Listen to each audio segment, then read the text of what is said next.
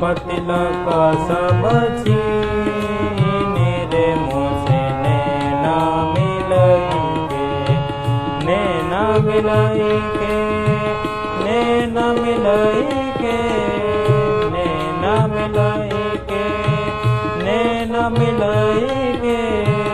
बात अजब कह दी रे मुझसे नैना मिलई के, बात अजब कह दी रे मुझसे नैना मिलई के।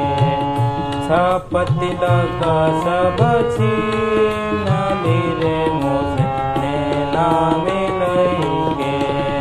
गोरी गोरी गैया हरे हरे चौड़िया, गोरी गोरी गैया हरे हरे चौड़िया।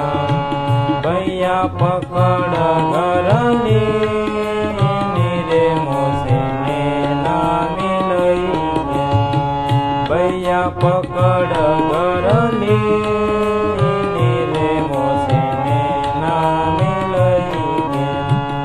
छाप तिलक सब छी